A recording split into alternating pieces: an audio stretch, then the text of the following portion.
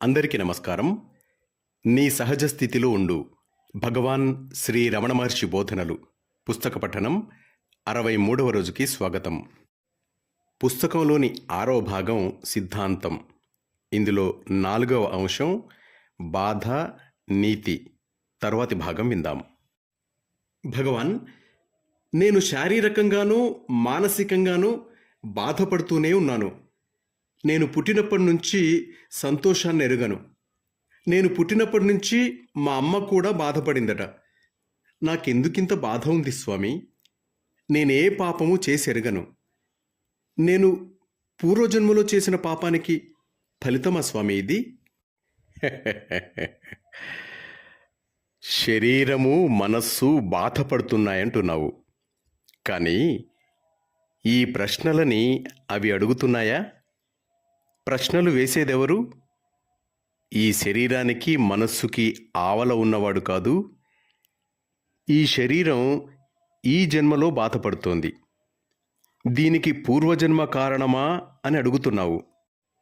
అదే అయితే ఆ జన్మకి కారణం అంతకు పూర్వపు జన్మ. అట్లా ఇంకా వెనక్కి వెళ్ళాలి. విత్తు ముందా మొక్క ముందా అన్నట్టు దీనికి అంతు లేదు. అన్ని జన్మలకి ప్రథమ కారణం అజ్ఞానం అనాలి. ఆ అజ్ఞానమే ఇప్పుడు ఉండి ఈ ప్రశ్నను అడిగిస్తోంది. ఆ అజ్ఞానాన్ని జ్ఞానంతో రూపుమాపాలి.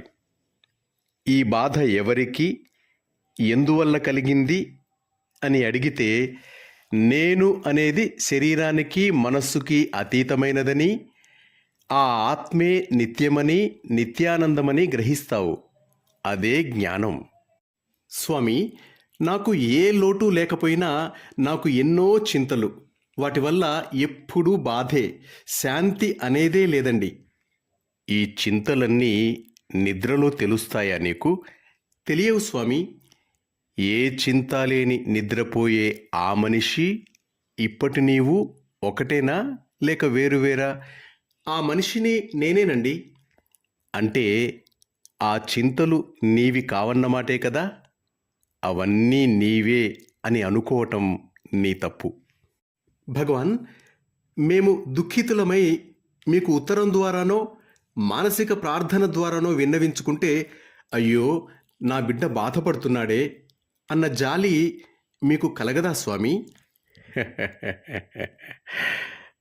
అట్లా స్పందించేవాడు జ్ఞాని కాజాలడు. భగవాన్, ఈ లోకంలో ఎంతో బాధని చూస్తాం. తిండి లేని వారిని చూస్తాం. ఇది యథార్థమే. వాని ఆకలి కూడా యథార్థమే. ఆ బాధ కూడా మిథ్యే అని ఊరికే ఉండాలా స్వామి? జ్ఞాని దృష్టి నుంచి చూస్తే లోకము, అందులో అణుమాత్రమైన బాధ కల వంటిది. కలలో నీకు కూడా ఆకలి తెలుస్తుంది. ఇతరులకి ఆకలి వేస్తూ ఉండటం చూస్తావు. నీవు తిని ఇతరుల పట్ల జాలిపడి వారికి తిండి పెడతావు. ఇప్పుడు నీవు చూసే బాధ, ప్రపంచము ఎంత వాస్తవమో కల ఉన్నంతసేపు ఆ ఆకలి బాధ వాస్తవమే. నిద్ర మేల్కొనగానే నీకు తెలుస్తుంది కలలోని బాధ వాస్తవం కాదని. కడుపు నిండా భోజనం చేసి పడుకుంటావు.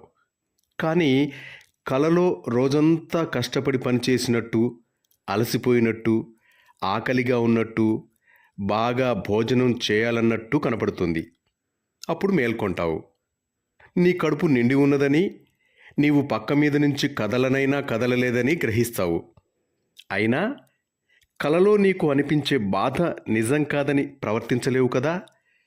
కలలోని ఆకలిని, కలలోని బాధని భోజనంతోనే తగ్గించుకోవాలి. కలలో ఆకలితో ఉన్న తోటి మానవులకు కలలోనే భోజనం పెట్టాలి. కలని, మేల్కొని ఉన్న అవస్థని కలగాపులగం చేయలేవు.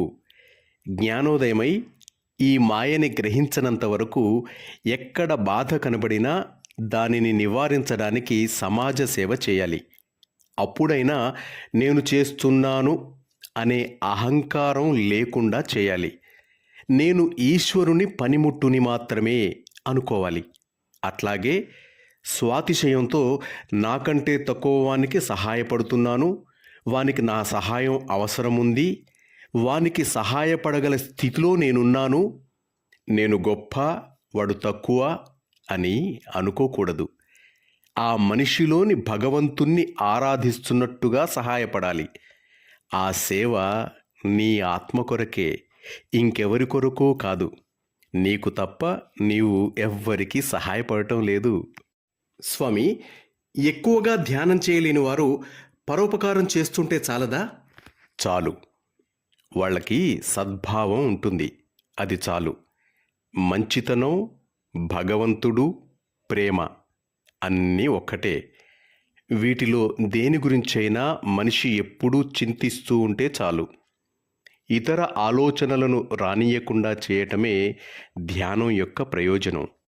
అంటే అంతిమంగా అంతా మిథ్యే అని తెలిసినా ఇతరుల బాధను నివారించటానికి ప్రయత్నం చేయాలన్నమాట.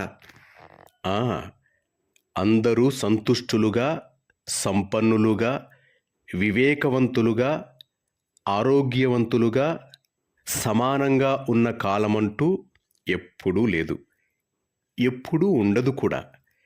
ఈ మాటలకి వ్యతిరేకమైనవి ఉండటం వల్లే వీటికి అర్థం ఉంది.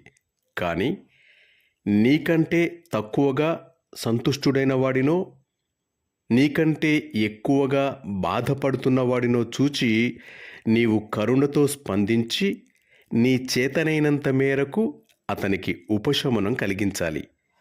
నీవు అందరినీ ప్రేమించాలి, అందరికీ సహాయపడాలి. అనాసక్తత, నేను చేస్తున్నాను అనే అహంకార భావం లేకుండా ఈ పని భగవంతుడు నాతో చేయిస్తున్నాడు, నేను ఆయన పనిముట్టునే అనే భావంతో ఇతరుల కష్టాన్ని తగ్గించటానికి నీవు ప్రయత్నిస్తే నీవు కృతార్థుడవు అయినా కాకపోయినా ఆధ్యాత్మికంగా పురోగమిస్తున్నట్టే. ఇతరులకు ఇచ్చేదంతా తమకే ఇచ్చుకుంటున్నామని తెలిసి ఉన్న వారందరూ సచ్చీలురే. అటువంటి వాళ్ళు ఇతరులకు సహాయపడకుండా ఉండగలరా? అందరూ ఆత్మే. ఎవరు ఎవరికి ఏమి చేసినా తమకి చేసుకున్నట్టే.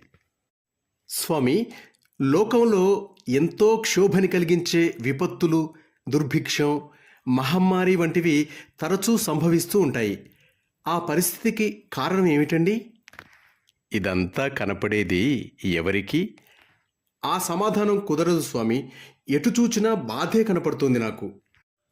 నీవు నిద్రలో ఉండగా ఈ లోకం గాని, అందులోని క్షోభ గాని నీకు తెలియలేదు. ఇప్పుడు మేల్కొని ఉన్న స్థితిలోనే ఆ ఎరుక ఉంది. అవి పట్టని స్థితిలోనే ఉండు. అంటే ప్రపంచం గురించి ఎరుక లేనప్పుడు ప్రపంచపు బాధలు పట్టవు నీకు.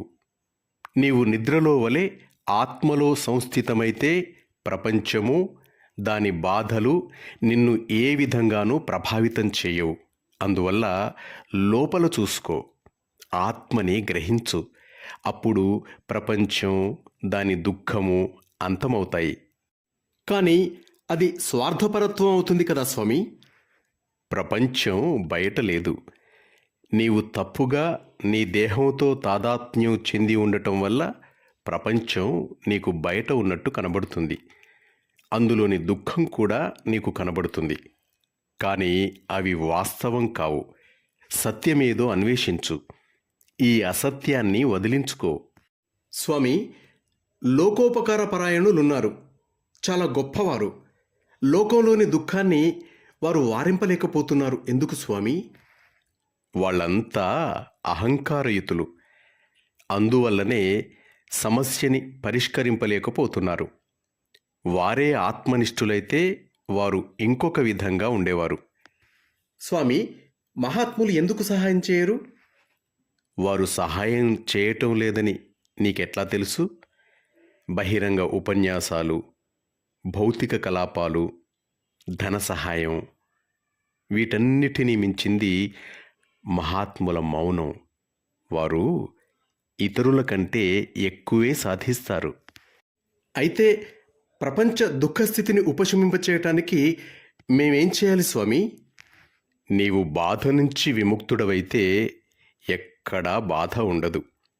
ప్రపంచం బయట ఎక్కడో ఉందని, అందులో బాధ ఉందని నీవు అనుకోవటంలోనే సమస్యంతా ఉంది.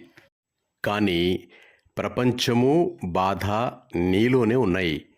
నువ్వు లోపలికి చూసుకుంటే బాధ ఉండదు. మాస్టర్స్, బాధ, నీతి అనే ఈ అంశం తర్వాతి భాగం రేపు విందాం. అంతవరకు సెలవు తీసుకుంటూ మీ నవీన్, వరంగల్.